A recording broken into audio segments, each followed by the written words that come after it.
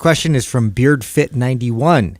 I know you guys previously said that jumping in the sauna right after a workout isn't the best thing, but if time is limited, isn't it better to do it before or after a workout than not? Oh, I didn't even know you picked this question. Okay, so there's a little bit of controversy around sauna use post-workout. Yeah, I wouldn't jump in the sauna, just so you know. Yeah, thanks, Dad joke.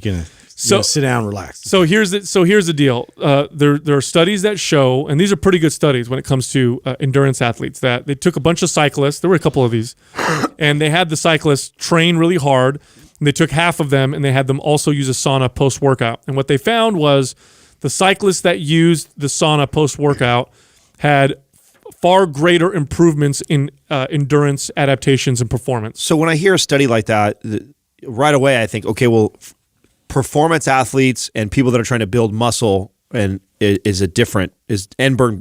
calories or burn fat or fall in a different category than a bunch of cyclists who are trying to recover and come back to their sport. It could be, right? Because it's the same type of study that we would see with professional athletes that ice afterwards, right? There's lots of benefits to, and you see this in the NBA all the time. You know, right. LeBron James goes out in the fourth quarter. They're basically already won. He's already got ice packs wrapped around his knees to bring down inflammation. Because he has to turn around and do like the next day. Right, exactly. And so then it makes sense because I care more performance. But if I'm an athlete who is actually trying to build muscle, there's a lot of benefits to the inflammation and allowing the body to go its natural course and repair itself, right? It could be, but I think that is splitting hairs. I think we don't want to reduce the inflammation from the sauna post-workout because that'll reduce the muscle building signal. I think that's splitting hairs. And there are some studies that suggest that you may actually get stronger and build a little bit more muscle by using a sauna anyway. So the whole thing is about, should I use it post-workout? Now, here's the deal. For me personally,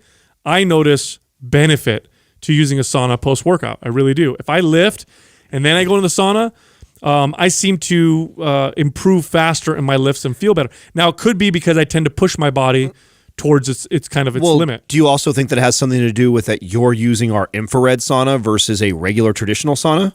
Regular traditional sauna just takes much longer to heat up the body to get that core temperature up. Whereas infrareds don't need to be as hot because they raise the core temperature up. There are supposed to be benefits for infrared versus traditional sauna. Again, splitting hairs, they're both awesome.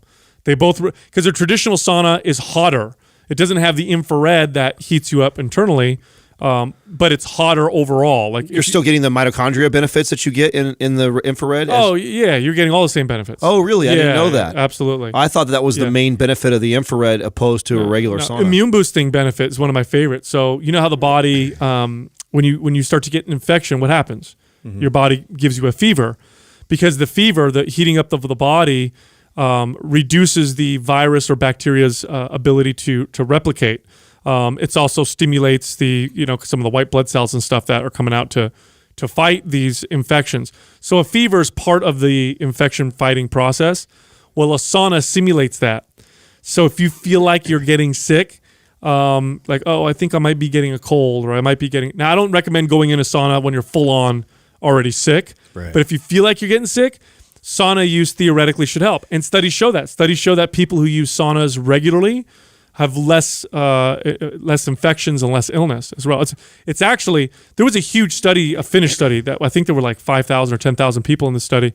They found that regular sauna use reduced all-cause mortality significantly. I noticed just when we started doing this, almost 4 years ago, when we started talking about hot-cold therapy. This was back when we were talking, this was way back, early episodes, like 200 something, when we were talking about the benefits of like cryotherapy and sauna.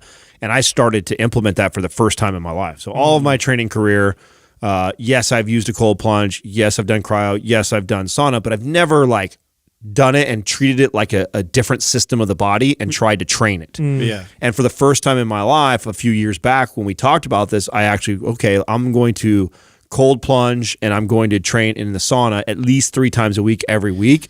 And that was I've never gone that long and not been sick ever in my life. Yeah, I've always had a very weak immune system. In fact, I'm very sensitive to getting sick. And somebody I used to say, anytime someone around me is sick, I'm guaranteed one of the people that's going to get it. Where since I started doing that, I've been more resilient to colds than I have my entire life. Yeah, I look at it too. Like I felt I started to use it post workout and have felt like better acclimated when I do start to heat up. So I've been playing basketball every now and then, still trying to keep that up.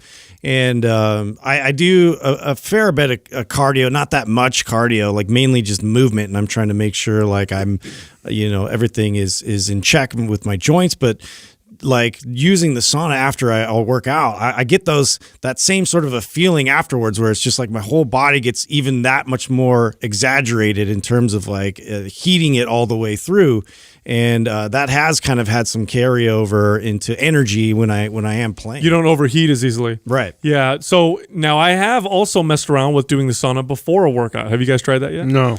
So sauna before the workout is interesting. I wouldn't think I would like it. Oh, no. If you want to just get if you want I a like muscle, cold shower if you want to before it. connect to muscle, get a pump, have really good mobility. So you're going to go, let's say you're going to go to the gym and you're going to go Mobility, lighter sure. and you want to go full range of motion and get a really good pump. The pumps you get are fast, like real fast, because you're so warmed up, towel off or whatever, let your body cool down a little bit. Then go to the gym, go do some full range. First of all, you'll notice your range of motion is instantly better just because the sauna heated you up. Oh, yeah. But the pumps you get are just insane. Now, I don't know if that's going to lead to, I guess indirectly it could lead to better muscle gain, right? Because you're getting a better pump because the blood flow is already improved or whatever. But at the end of the day, you know what? The time that you do your sauna doesn't matter nearly as much as the fact that you're doing it anyway to begin with. So if you're like, hey, I can't do it post-workout, or I have to do it post-workout, or I have to the only time I would say you probably don't want to do too much sauna is right before bed. I think that will probably disrupt your sleep if you get your core temperature up too high and then go straight to bed. Other than that, it doesn't really matter. Don't worry too much about the time. If you can pick the time, then I would say do it post-workout if you're going to have a really hard workout and you think it may benefit you to have a little faster recovery. Otherwise, who cares? Do it any time of the day. The best I've ever felt is cryo or cold plunge before a workout, workout, then sauna. Oh, so you go boom, boom. that's been my combo. Dude, go hop in a cryo or do a cold freezing plunge. shower. I've got and then or a freezing shower, and then get into your workout. And man, I feel the adrenaline rush that you get from that gets me into my workout more. I feel so alert and I feel connected for those reasons. It's like hyper focused. And then afterwards, sitting in the sauna for me, that's the perfect format. But again, I think it's a great point, and we talk about this on the show all the time, that these are those things that sometimes annoy me about the fitness community. Is we'll argue and debate over all these studies of this is better before the workout, after the workout, 22 minutes, no 25 minutes. Yeah, it's like everybody relax. Right, exactly. It's a creatine argument. It's any of these. How is your body specifically responding? Yeah, it's the anabolic window bullshit stuff. It's like if you're doing it, you're doing it. That's what matters. Mm-hmm.